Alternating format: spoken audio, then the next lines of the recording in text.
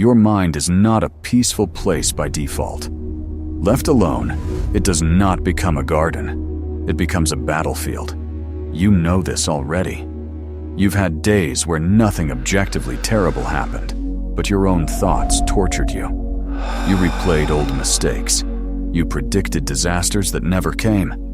You told yourself quiet, poisonous sentences like, "I always do this, and it's just who I am." None of that was reality. It was a story. But you believed it.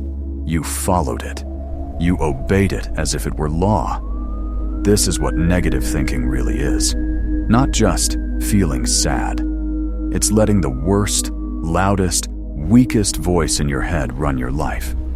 Today, we're not going to politely negotiate with that voice. We're not going to cuddle it, feed it, and tell it that it's valid. We're going to confront it with something older and stronger. Stoic law. Not law written by governments, not rules written by social media trends, but inner laws. Brutal, simple principles that do not ask your mood for permission. You don't need them to be nice. You need them to be true. You are not broken. You are simply untrained. Your mind has been allowed to speak without being questioned, to judge without being challenged, to command without being qualified. That ends now. From this moment on, you are no longer a helpless victim of whatever thought happens to show up. You are the judge. You decide what gets to stay, what gets to pass through, and what gets thrown out of the courtroom of your mind. The first thing you must accept is hard, but freeing. Your thoughts are not you. They are not sacred. They are not all wise. They are not automatically accurate just because you felt them intensely. They are impulses, habits, echoes of your past, fragments of other people's opinions that you never meant to adopt. You can feel a thought and still refuse to worship it. Everyone secretly hates me. I'm always going to fail. I can't change. I ruin everything I touch. These are not facts. They are sentences. Sentences you've repeated so many times that they feel like reality. They are not reality. They are a script. Someone wrote that script. Maybe it was a parent who spoke carelessly. Maybe it was a kid at school who decided to use you as a target. Maybe it was a younger, scared version of you trying to make sense of pain. Just because a thought has been with you a long time does not mean it deserves to stay. You must develop the ability to step back from your own mind and ask, is this true? Or is this just loud? A Stoic does not blindly trust the first emotion or thought that appears. A Stoic observes, examines, and then chooses. Imagine your thoughts as people standing in a line, waiting to get into a club. For most of your life, you have been a lazy bouncer. You let everyone in. The loud ones, the drunk ones, the cruel ones, the ones that want to start fights. You never checked ID. You never asked where they came from. You never asked if they were good for the place. Now, you start checking. Every time a negative thought shows up, you pause. You say, "Show me your evidence." If the thought is, "I always fail," your mind must prove it. Always? Every time? Name them. All of them. Suddenly, the word "always" shrinks.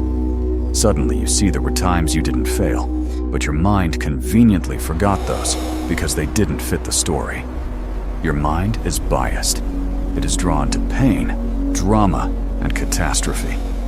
It does this to protect you, but if you let it roam unchecked, it becomes your abuser instead of your guard.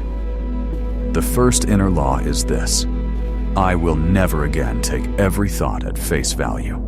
I will question it. I will test it. I will decide whether it aligns with the person I'm building. This alone will not silence negative thinking, but it will knock it off its throne.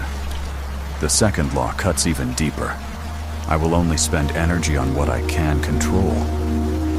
Negative thinking loves to drag you into powerless fantasies.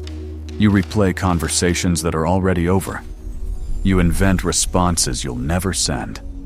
You imagine how other people talk about you when you're not in the room. You grip the future like a rope, as if worry could drag it closer to your desired outcome. It won't. Worry does not change the future. It just poisons the present. You cannot control whether they like you. You cannot control whether the market crashes. You cannot control whether a stranger understands you, respects you, or misjudges you. You can control how you show up. You can control the work you put in. You can control whether you act from your values or your fear. You can control whether you keep going after a no or use it as proof you should give up. Every time you catch yourself spiraling about something outside your control, you enforce the law. You say, "This is out of my hands. I will not feed this thought with more attention. I will redirect that energy to what I can influence." That might mean turning off the news after you've learned the facts. It might mean closing the app when you feel yourself slipping into comparison. It might mean letting someone else be wrong about you without launching a whole campaign to fix their perception. You are not abandoning responsibility. You are focusing it. You are no longer a firefighter running into every building that looks smoky. You are choosing which fires are actually in your house and which ones are just across the street. The third law is brutal because it exposes a quiet habit. I will not suffer twice. You have suffered real things: loss, betrayal, embarrassment, failure. Those were painful enough the first time. But most of us do something worse.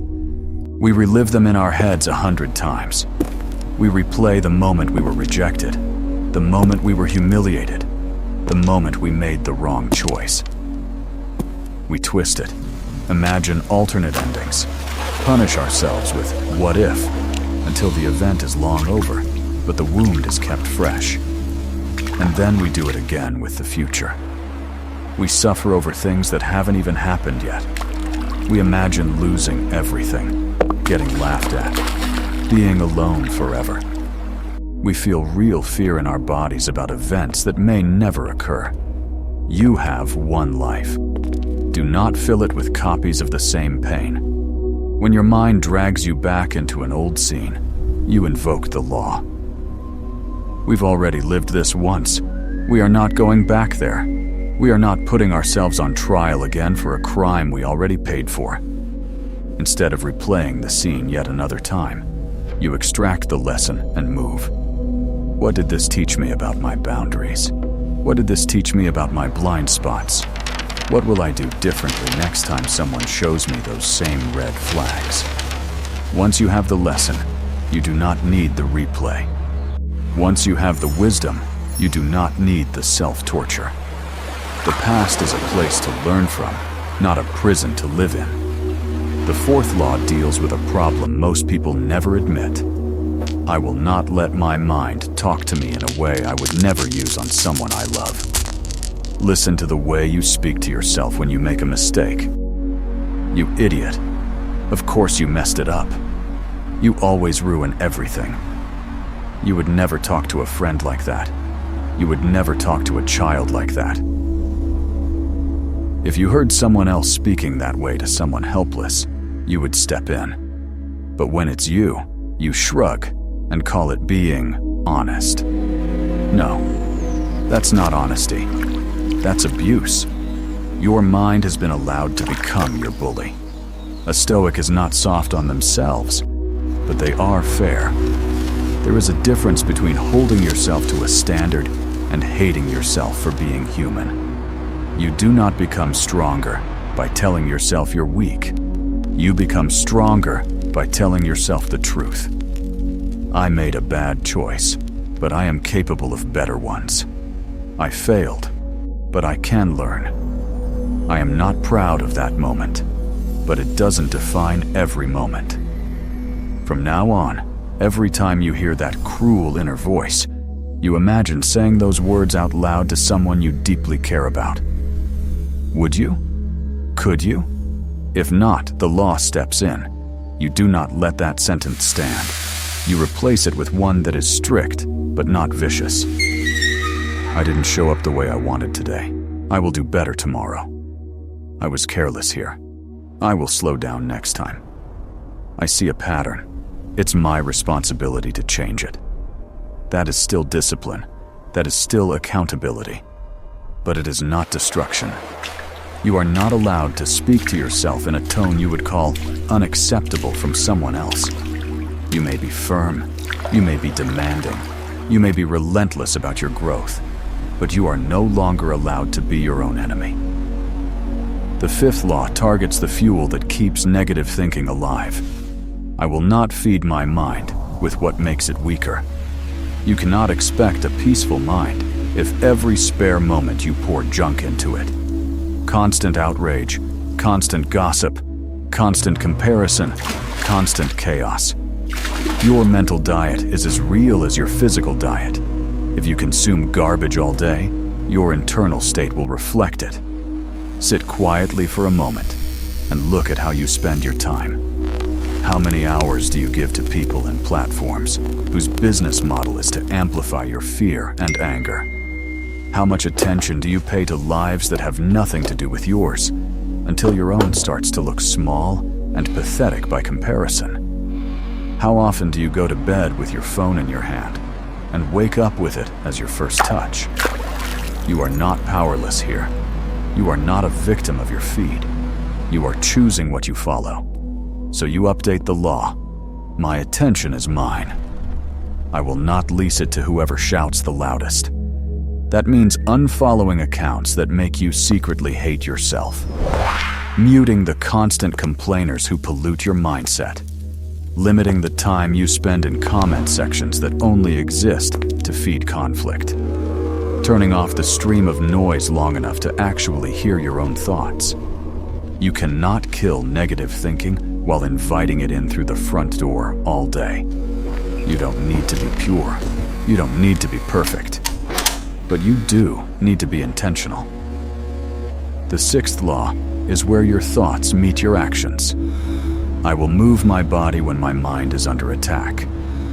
Negative thinking loves stillness. It loves you lying in bed, staring at the ceiling, scrolling endlessly, sitting in the same chair, in the same room, looping the same story. It grows in stagnation. Your body is not separate from your mind. When you change your physical state, your mental state follows. You have experienced this. You have gone for a walk and come back feeling different. You have taken a cold shower and felt your anxiety drop a few levels. You have finished a workout and heard the inner critic quiet down, even if only for a little while. You do not have to feel like moving to move. That's the point. When your thoughts turn on you, when you feel the familiar spiral starting, you invoke the law. No, we are not going to lay here and marinate in this. We are going to stand up. We are going to walk outside. We are going to do 10 push-ups. We are going to clean the room. We are going to shake this off physically so we can think more clearly mentally. This is not a cure. It is a tool. It buys you space. Movement creates the gap between I am my thoughts and I am the observer of my thoughts. Once you feel that gap, you can use the other laws. But when you are drowning, you do not argue with the water. You swim. You climb. You move. The final law brings all the others together. I will judge myself by my standards and my actions, not by my moods. Your negative thinking has convinced you that how you feel is proof of who you are. You feel like a failure, so you must be one. You feel unlovable, so you must be. You feel hopeless, so the future must actually be hopeless. Emotion becomes evidence. Of course you're stuck. Your feelings said so. Stoic law crushes that illusion. How you feel is information, not identity. You can wake up tired, depressed, anxious, irritated, and still live by your code that day. You can feel like doing nothing and still do something. You can feel small and still take a step that your future self will be proud of. From now on, success is not defined by, did I feel good? It is defined by, did I act in line with who I want to be? Did I challenge my thoughts instead of blindly following them? Did I focus on what I can control? Did I refuse to relive the same pain over and over? Did I use my body to support my mind? Did I talk to myself in a way that made me stronger, not weaker? You will not be perfect. You will break your own laws. You will catch yourself again in the spiral, the replay, the self-hate. But instead of using that as proof that you're hopeless, you use it as proof that you're human and that you have more practice to do. Negative thinking will not disappear in one day. It is a habit built over years. But so is strength. So is discipline. So is inner peace. Every time you enforce one of these laws, even in a small way, you are laying down new wiring. When a cruel thought arises and you say, "No, we don't talk that way anymore," you are rewiring. When your mind fixates on something you can't control and you redirect that energy to something you can, you are rewiring. When you want to stay in bed and think of everything that's wrong with you, but instead, you get up, drink water, go for a walk, you are rewiring.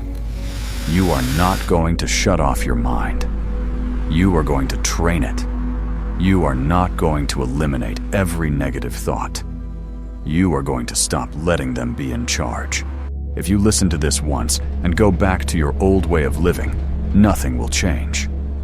But if you treat these laws like a real code, something you come back to every morning, something you enforce throughout the day, something you reflect on at night, you will feel the shift.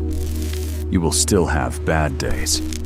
You will still feel sadness, anger, fear. Stoicism is not anesthesia. It is armor. It is a way of standing in the storm without letting it erase you. There will come a morning when a thought you used to believe without question shows up again. You're useless. You'll never change. Nobody really cares. And instead of collapsing around it, you will feel something new. Distance, authority, a quiet, steady voice inside that answers back. That's just a thought. It is not a law. I choose the laws now.